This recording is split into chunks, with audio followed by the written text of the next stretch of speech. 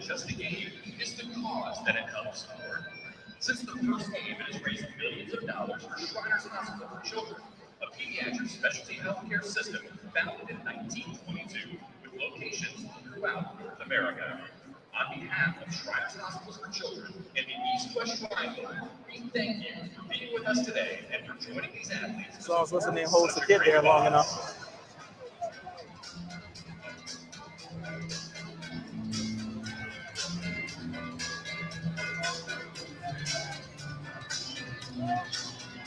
And now, please welcome the Shriners dignitaries for the 2020 East-West Triangle, led by the Imperial Potentate, Imperial Sir Jeff Souter, and the officers of Shriners International. Alongside Jeff and this group, please welcome their spouses, led by Shriners First Lady, Cheryl Souter.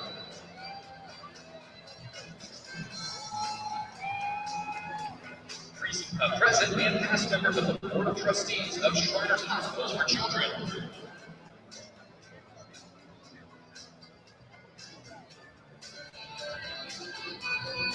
The present and past Imperial officers of Shriners International, including East-West Triangle Committee Chairman Kevin Costello.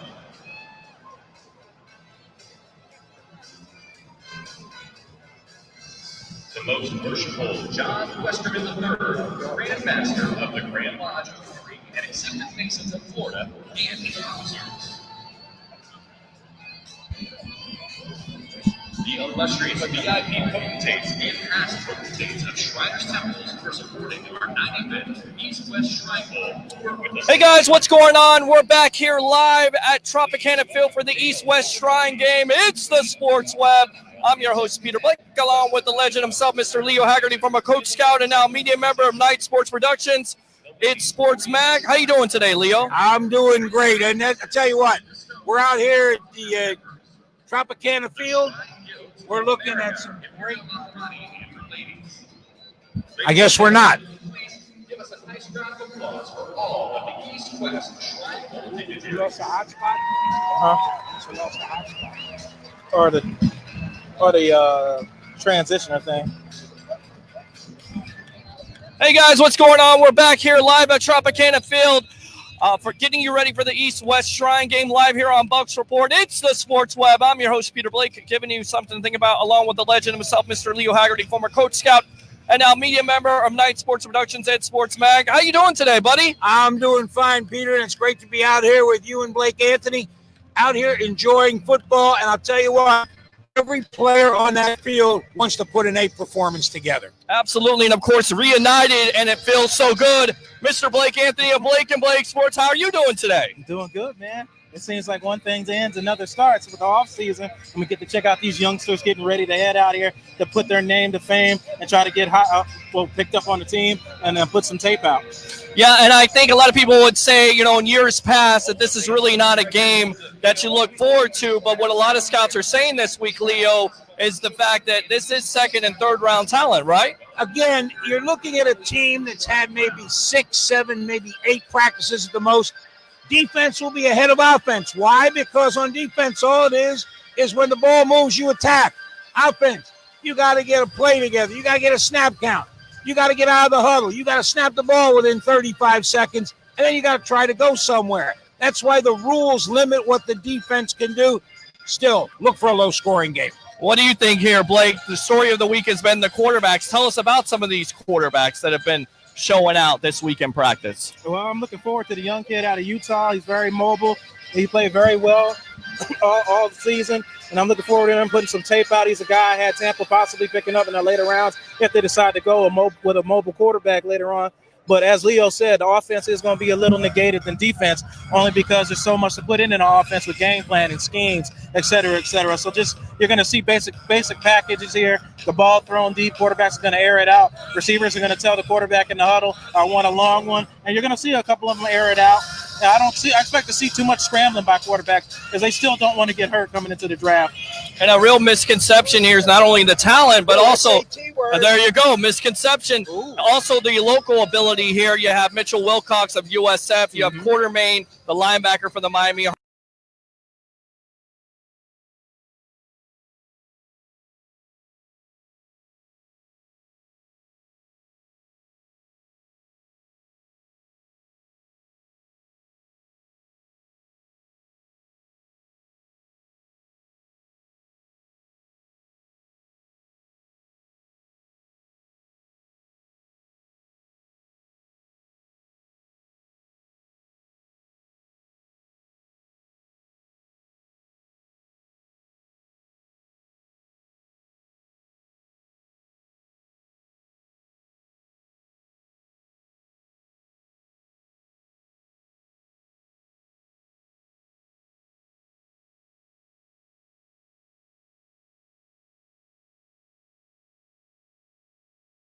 defensive line because you don't know who you're going to have to be able to sign and go from there. We have some questions, Peter?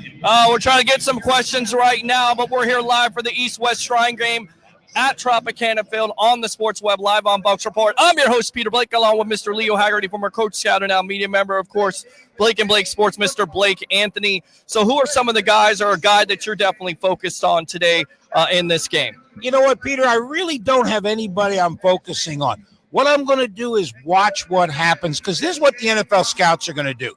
They're going to see what happens in this football game. What can they do when the lights go on? They know what they can do when the lights are out. Yeah. But when the lights go on and that clock starts running, they want to see what kind of player they got. Mm-hmm. Can those defensive linemen redirect? Can those offensive linemen play with a knee bend? Yeah. Can those running backs have vision? Can they see?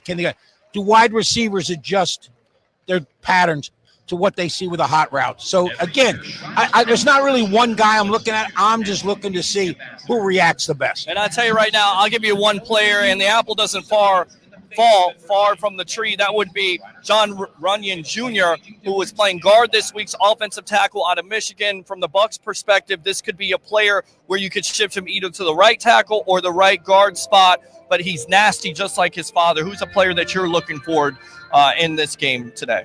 Yeah, Runyon Jr. was one of them. He's got plenty of history there. That's an offensive lineman position, and I'm sure he's taken a lot of lessons from his father, and will continue to take lessons as his father as a pro, and how to handle certain situations. And you were right; he is a flexible player that we can use in and out, which was a player that we tried to do with Caleb Benina, trying to use him in and out, but it didn't quite work out when we put him inside. He didn't lack the mental capacity to play guard in the league. So yes, Runyon. I'm looking at a lot of the offensive linemen and some late defensive linemen that we can get, because we really need some depth on both sides, especially the defensive line, with 3 guys on unrestricted free agents coming into this off-season period. Now let's go away from this game. Are you surprised by LSU beating Clemson in the national championship game the other night? Well, let's be honest. LSU didn't win the game. Joe Burrow won the game. Right. And I'll tell you what, I give kudos to what LSU did, because Brent Venables had him confused right out of the gap, going with that 3-1-7 defense. Yep. LSU figured it out. But Joe Burrow he's hitting guys deep that are covered. I mean, and he's dropping it right down the well. I got to give him credit. Now, for Clemson, I think if they'd have won the game, they'd have become complacent. And the worst thing you can do is become complacent. They're going to have no trouble getting up for next year, because they're going to say, hey, unfinished business. Yep. Is LSU going to be there next year? Probably not, because they got a big hole to fill. Real quick, are you surprised by Travis Etienne going back for another year with Clemson? No, not at all. Again, here's a Louisiana kid that went to Clemson. Right. I think it's important in his family education. And again, Dabo's not going to drag you back, but he looks at it and says, you know what, we got a shot to win this next year. So let's go back.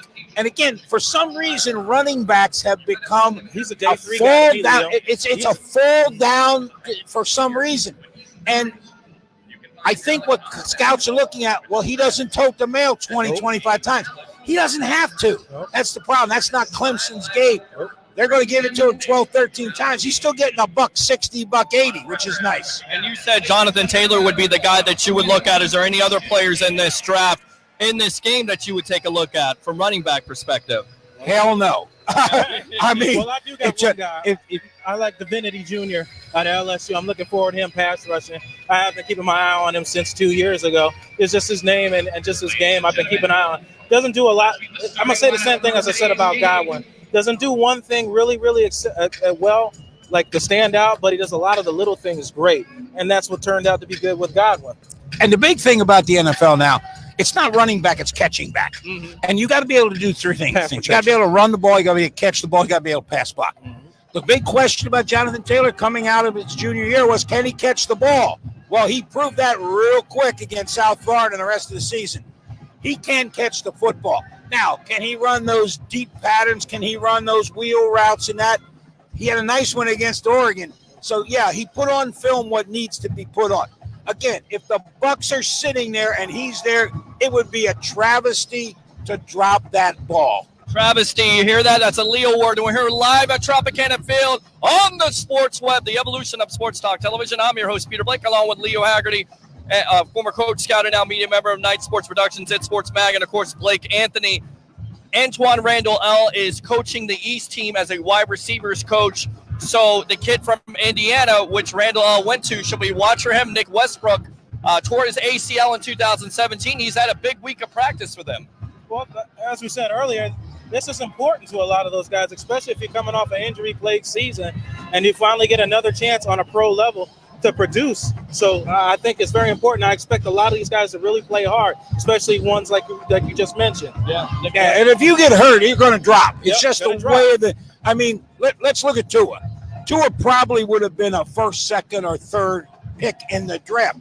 Now, what do the Bucs do if he's sitting there when he draft? Again, there's a lot of things happening. Would it be interesting to see if Tua's there and the Bucs draft? I would trade.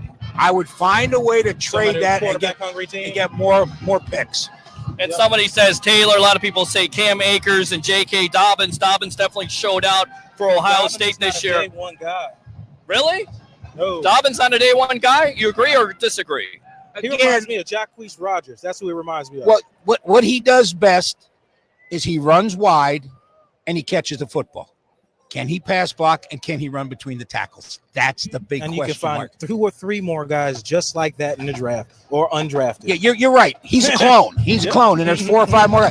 Jonathan Taylor ain't a clone. That's the big thing. He is a standout. He's NFL ready. Right, and he's Saquon Barkley too. Yep. That's my opinion. Now again, I thought Andrew Luck was going to be that great player, and he gets hurt. You cannot predict injuries. That's the problem. So we'll see what happens. Yeah, we'll definitely see what happens in this And game. we'll be able to come on after the game and talk about it. Absolutely. He's always talking. I'm always talking. And definitely Blake Anthony is always talking. So your final thoughts. Final thoughts? Looking forward to an exciting game to be with everybody here in the media and looking forward to some guys making a name for themselves. Big things for Bucs Report in 2020. And Leo Haggerty, your final thoughts. We're here, and folks, this is a team effort. We got Francisco Rodriguez. He's filming for us. We got Trace Crisp out and about getting singles. We got Paul Perone. I don't know what the hell he does, but he's just here. He came for the food. He likes the hot dogs and sauerkraut. But again, we've got 6 credentials here. We are covering this game. Where's the Tampa Bay Times? Oh, I don't see him. Do you? Not important enough. Shade thrown. There you go by the legend himself, Leo Haggerty, former Coach Scout and now media member of Night Sports Productions. So for Leo Haggerty, for Blake Anthony, I'm your host, Peter Blake. See you soon. After kickoff, we'll be here. We'll be here. Very nice. Very nice.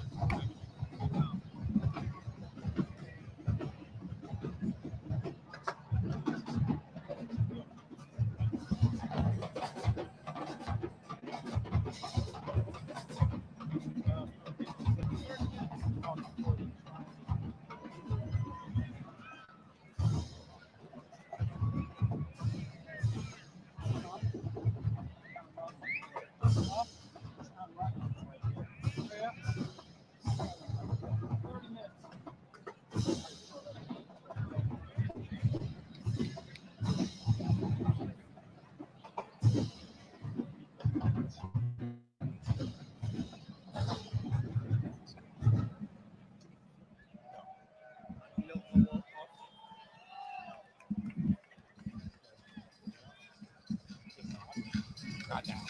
Get him back in the game.